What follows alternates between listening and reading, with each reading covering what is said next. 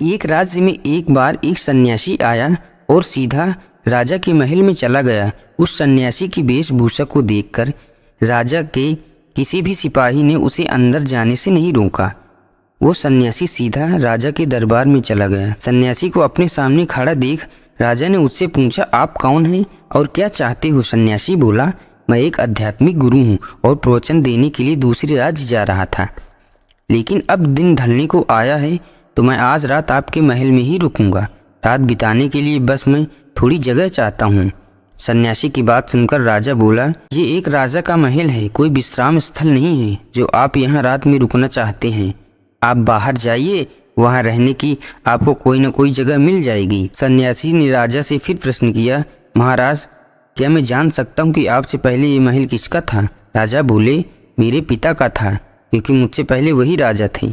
सन्यासी फिर से प्रश्न किया, अच्छा तो अब आपके पिताजी कहाँ हैं? राजा बोला, अब वो इस दुनिया में नहीं रहे, उन्हीं के बाद तो मैं राजा बना। अच्छा, आपके पिता से पहले ये महल किसका था? सन्यासी ने फिर से प्रश्न पूछा। राजा को अब गुस्सा आने लगा, लेकिन फिर भी उसने शांत होकर जवाब दिया, मेरा पिता से पहले ये मेरे दादाजी का था और अब वो भी इस दुनिया में नहीं है। अब सन्यासी बोला, ये जगह जो न कल तुम्हारी थी और ना ही तुम्हारे जाने के बाद ये किसी और की होगी। इस संसार में लोग कुछ ही समय रह पाते हैं और फिर चले जाते हैं। जहाँ हम अपना समय बिताते हैं वही हमारा विश्राम स्थल है। ना तुम इसे अपने साथ लेकर जा पाओगे, ना ही कोई और कोई।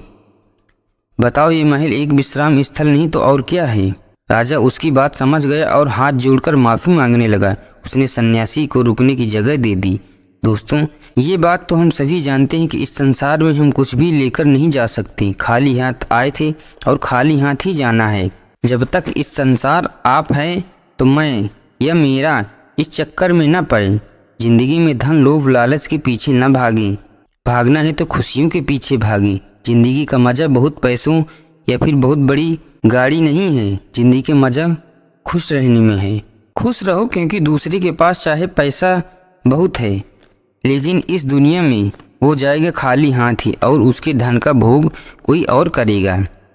और अगर पैसा होकर भी आपका जीवन दुखों से भरा है तो आपकी ज़िंदगी अपने आप ही बेकार है।